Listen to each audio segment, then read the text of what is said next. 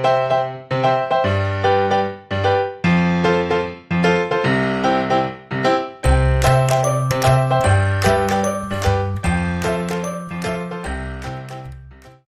Rockin' Docs! My name is Surina and this is Zoe, and we're second year medical students at the U of A.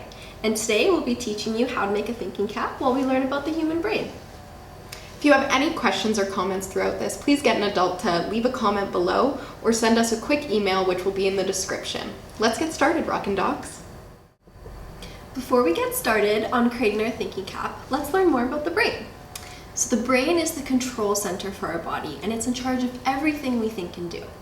Because it's in charge of so many different tasks, the brain is separated into different segments that are all responsible for doing different things.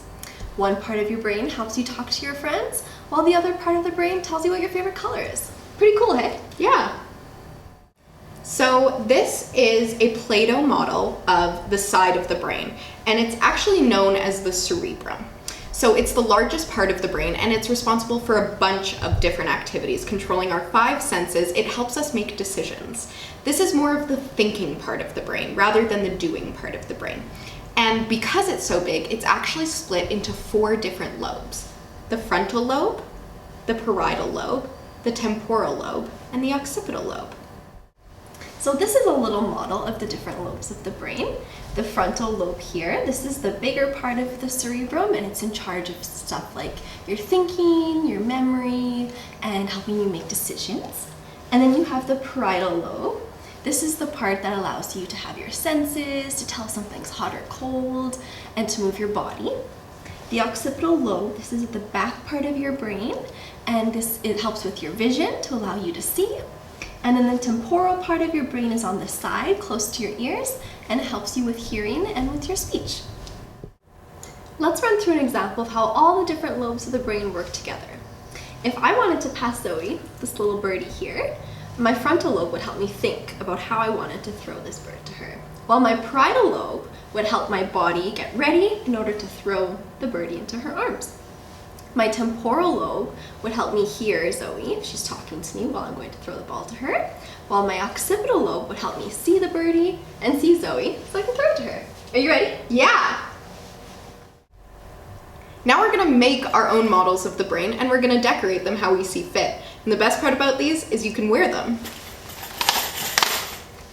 Before we get started, here are some simple supplies that you need to make your very own thinking cap. You need some markers, some tape or glue.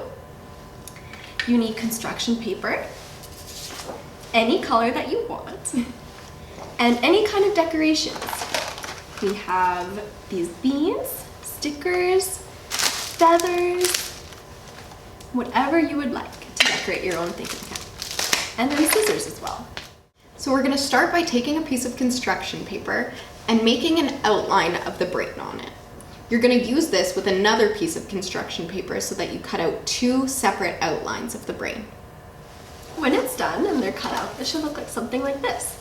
Now what you want to do is you want to take the 2 pieces and you want to stick them together. You can either use tape, you can use glue, we use staples, and whatever works for you, and with the help of an adult. After that, you're just going to want to separate the different lobes with a marker or a pen or anything. And you can look at this, screen grab it, or do whatever you need to make sure that you get those sections right. Once you've separated the different lobes, now it's time to decorate. We want you to choose things that represent what the different lobes do. So we chose to use words and letters for the frontal lobe because this is the part of your thinking brain.